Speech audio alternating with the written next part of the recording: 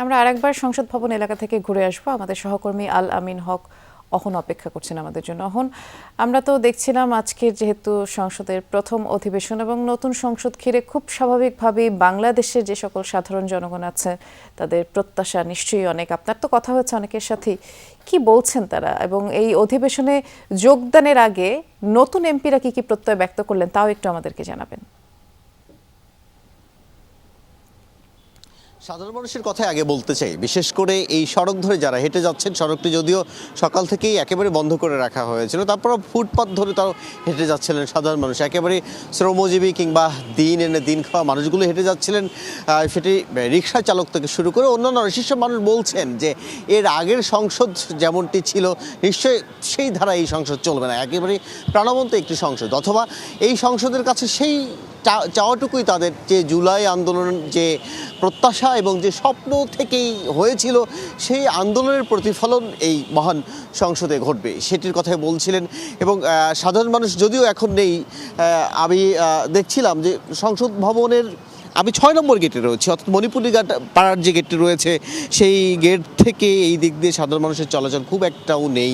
এবং আমরা দেখছিলাম নিরাপত্তা বাহিনীদের যে ব্যাপক বেষ্টনী সেটি তো সকাল থেকেই আছেই এবং এখনও আছে। সাধারণ মানুষের কথা আরও একটু বলতে চাই, এইসব সাধারণ মানুষ বিশেষ করে আমরা দেখেছিলাম যখন সংসদ শুরু হয় রাষ্ট্রপতির অভিশংসন নিয়েও কিন্তু এনসিপির একটি সেখানে অবস্থান ছিল, সেই অবস্থান ঘিরে সাধারণ মানুষ অবস্থান করছিলেন চারপাশে। এইসব মানুষেরও নানান কথা শুনছিলাম, রয়েছে তাদের ভিন্ন মত কিংবা যে মত নিয়ে এনসিপি দাঁড়িয়েছেন সেই মতের সমর্থনও, মিশ্র প্রতিক্রিয়া আমরা দেখছিলাম। এবং একই সঙ্গে আপনি যেমনটি বলছিলেন, যখন এইসব এমপিরা একেবারে নতুন এমপি ঢুকছিলেন এই সংসদে, তখনও আমরা দেখছিলাম, আপনি জেনে থাকবেন 208 জন বিএনপির এমপি আছেন, তাদের মধ্যে 146 জনে একেবারে নতুন, প্রথমবারের মতো এই সংসদে যাচ্ছেন এবং প্রথমবার গেয়েই একেবারে সরকার দলীয় সংসদ সদস্য তারা, যে কারণে তাদের প্রতি মানুষের চাওয়া পাওয়াও যেমন বেশি। এবং এইসব সংসদ সদস্যদের আমরা দেখেছিলাম এর আগের কয়েকদিন বেশ কিছু তাদের হাতে কলমে শিখিয়ে সংসদের